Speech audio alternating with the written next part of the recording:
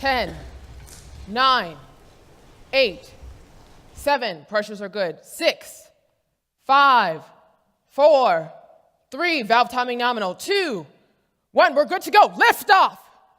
5,000 miles, no excessive vibrations. 10,000 miles, temperatures are good. 15,000 miles, 17,000 miles. Yes, we are in outer space.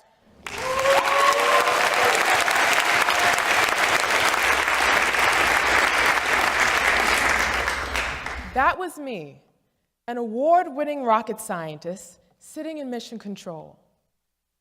I helped successfully launch Discovery, Columbia, Atlantis, and Endeavour space shuttles. Thank you.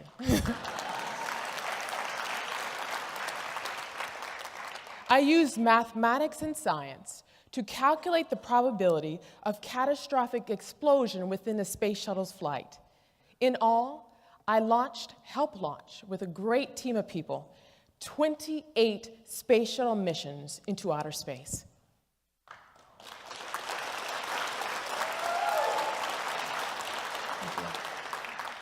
Now I can stand here and tell you how great it was to launch from the mission control.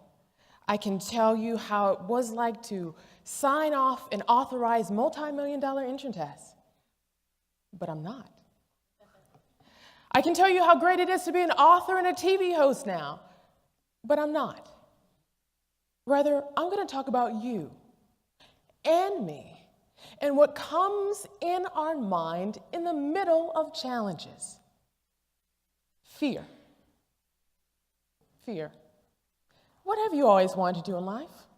Do you want to be a multi-million-dollar business owner? Do you want to be the first in your family to graduate from college? Do you want to start a family? Well, for me, I always wanted to be a rocket scientist, but obstacle and roadblocks came into my path where I questioned whether or not I'd be able to do it. The truth is this: if we do not have a way to reprogram our minds to overcome fear, we will never be successful at our own specific missions in life. But there's good news. I have personally devised a 3-step method to overcome fear and reprogram the brain using 3 key decisions, and I'm going to share them with you today. The first decision is this: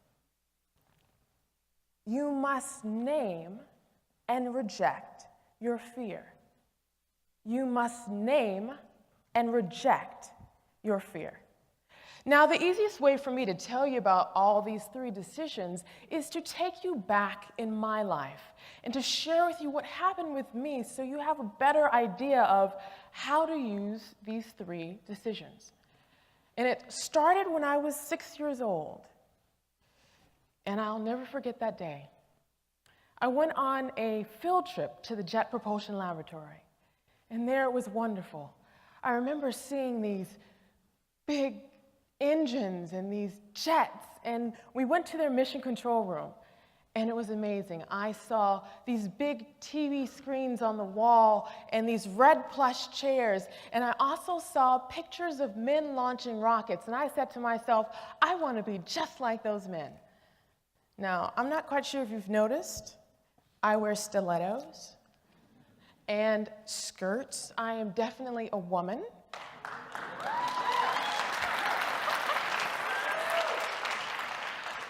And that didn't stop me. I wanted to be just like these men. But obstacles came into my path. Now here I am, 10 years old, in the middle of a 5th grade class, and right next to me is a boy who's also 10, and he has been recruited into a gang. He and I get into arguments quite regularly because, frankly, I don't know the power of my words at this age. And he wears this ring on his finger that he files down so it acts just like a knife. And so one day in a heated argument, he takes this ring and he socks me right under my eye. Now, being a champion, an Olympian, I stand up to defend myself, and everything goes blank. I cannot see one thing. I am later rushed to the hospital, and I have 5 layers of stitches placed in my face, and the surgeon tells me I'm lucky. Had it been any higher, I would have lost my eye. Now, I'm pulled out of school for months, where right next door there's a crack house, and I see people getting high on the outside of my bedroom window. And our mother has us sleep in the bed in a certain direction, so if the bullets came through the house, if it came through the walls, it would hit our feet first and not our head. So in the middle of downtown Los Angeles, in poverty, face disfigured, and I want to be a rocket scientist. Next, I am placed into another school where I fail algebra, then I fail geometry, and then I go to a performing arts school and I fail chemistry, then make a D in calculus. Then a blessing occurs. There's this man, this teacher, and he says that if anybody wants help for their AP calculus exam, he would tutor them for free. So I jump at this opportunity, and I catch the bus 2 hours each way just to sit with this man for 1 hour. And I remember looking at the information, and I remember thinking, wait, I can get this. I can get this. I may not understand it now, but I will. I'm not going to let failure stop me. And that was the first time I learned to name and reject my fear. It would be a beautiful story if I told you that I took the AP calculus exam and passed it, but no, I failed it miserably.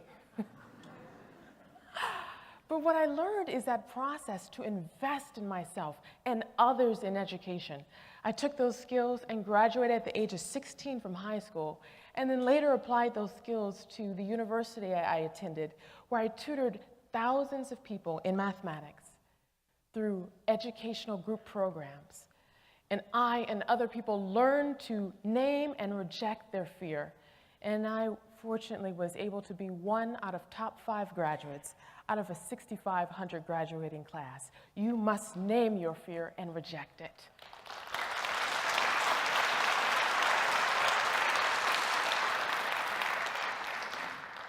The second decision is this. You must reprogram your brain with different thoughts. You must reprogram your brain with different thoughts. You know how you have a computer and it may be infected with a virus, and you have to take the virus off the computer and reboot it so it operates correctly? Well, our brains are the exact same way. What we have to do is take the virus out, what's called fear. And I learned this my first couple of months working as a rocket scientist. Now, I'm going to share a secret with you. When I first started in rocket science, I was completely intimidated. I remember going inside this room, and there was around 200 people in this room. And I remember looking around, and I was the only woman. And then I remember looking around again, and everyone was at least 20 years older than I was. And I was hearing all these words I didn't know. Beads of sweat would come down my forehead as I was hearing SSME, ITAR, RP1, ISP. I didn't know what any of this was, and that fear started coming into my brain again. And I didn't know whether or not I'd be able to make a significant difference. Then, a couple of weeks later, I had my second epiphany. I remember going into this room, and then I realized, wait, I'm educated, and I work hard at everything I do. I may not be able to make a significant difference now, but I will. So that's what I did. I literally told myself, I'm going to make a big difference here. And I found mentors to show me what SSME meant, which was the Space Shuttle Main Engine. The Space Shuttle Main Engine was huge. I found out where every single duct, line, weld, tube, Every valve was placed, enough so I was able to help redesign new engines and sit in mission control. This work allowed me to become one of the youngest engineers of the year. You must reprogram your brain with different thoughts. And the last decision is this. The last decision is this. You must rebuild your brain. You must rebuild the neurons in your brain by taking action. Now, we've all been there. We've had to lose weight, we've had to get in shape, and it's not enough to simply say, all right, I'm gonna get in shape, and then you sit on your couch. You've got to go to the gym, you've got to climb those stairs, you've got to get on a bike, you've got to do something to activate your muscles so you lose weight. Well, our brains are the exact same way. The way that we exercise our brain is by taking action in direct opposition to our fear. Now, in every single one of these cases, I learned something specific. I and other people were suffering from what I have personally coined as mathophobia. Mathophobia is a severe fear that happens in the reptilian part of the brain that shuts off the frontal brain lobes, rendering someone completely paralyzed when it comes to problem solving. Anytime someone has fear, the problem solving is completely turned off. But when we take action in direct opposition from our fear, something amazing happens. Neuron transmitters are created and built within our brain, turning off fear, creating pathways to fire off our frontal brain lobes. And when our frontal brain lobes fire off, we're able to do great things. And I recognized this after I left rocket science. When I left rocket science, I was offered a prestigious position for a banking institution, only to recognize that I loved science and education far more. So I left banking and I decided to be a part-time mathematics professor. But when I did that, the entire United States economy tanked. Nobody was hiring. And here I was, underemployed, struggling to pay my bills. And I almost let fear stop me again. But this time, I was armed with all these experiences, and something different happened this time. I remember sitting there, thinking, what am I going to do? And then I had my latest realization. Wait, I'm talented. If no one is hiring, why not hire myself? So that's what I did. I hired myself. I created my own educational entertainment company. First, I created my website with all the cool different science, technology, engineering, and math videos. Then what I did is form the company specifically. I had to find out the difference between the S corporation and a C corporation. Next, what I did is I hired tutors. Then I wrote a book. Now my team and I are creating educational TV shows for network programming. I didn't know how to do any of this. But in that process of learning to become a beginner again, what I was doing is turning off the fear in my own head, creating neuron transmitters in my own brain, firing my frontal lobes, allowing myself to be creative and creating opportunities. So, if there's one thing I want you to remember today, it's this. You can reprogram your brain to override fear if you name and reject your fear. Reprogram your brain with different thoughts and take action in direct opposition to your fear. If you do all these three things, guess what?